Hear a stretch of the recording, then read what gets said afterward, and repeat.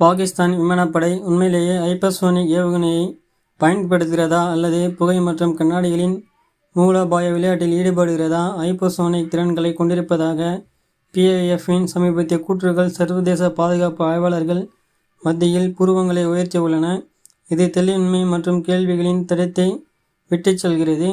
PIF-இன் அறிவிப்பு குறிப்பிட்ட விஷயங்களில் ஒரு காது கேளாத மௌனத்துடன் இருந்தது. ஏவுகணை அமைப்பு அல்லது அதன் செயல்திறன் பற்றிய விவரங்கள் எதுவும் வெளியிடப்படவில்லை. இந்த ரகசியம் அதன் முதன்மை ஆயுத சப்ளையர் சீனாவை பாகிஸ்தான் நம்பியிருப்பதுடன் கூற்றின் மீது சந்தேகத்தின் நிலை வீசுகிறது.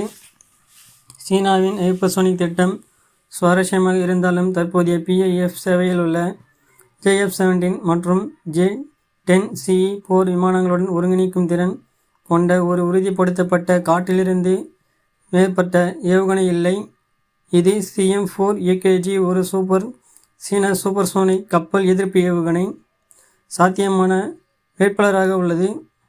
இருப்பினும் இதன் வேகம் Mach 3.5 அல்லது 4 வேகம் உண்மையான ஹைப்பர்சோனிக் வரம்பிற்கு குறைவாக உள்ளது. கூடுதலாக அதன் டெர்மினல் பேஸ் Mach 4 திறன்கள் ஹைப்பர்சோனிக் லேபிகளுக்கு தகுதி பெறவில்லை.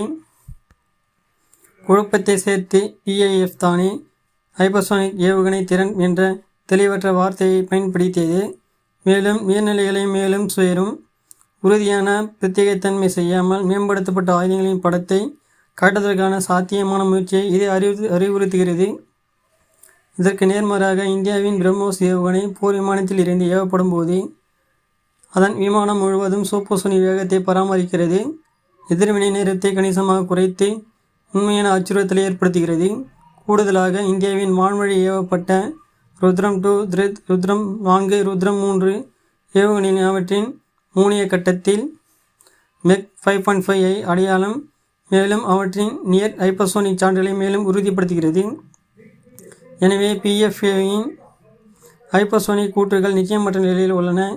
உறுதியான ஆதாரங்கள் மற்றும் வெளிப்படைத்தன்மை இல்லாமல் சர்வதேச சமூகம் இந்த அறிவிப்பை சந்தேகத்துடன் ஆராயும் நிலை உள்ளது. இது பாகிஸ்தானிய இராணுவ தொழில்நுட்பத்தில் உண்மையான முன்னேற்றமா அல்லது எதிரிகளை தடுப்பதற்கான மூலோபாய தந்திரமா என்பதை பார்க்க வேண்டும் என்று கூறியிருக்கிறார்கள்.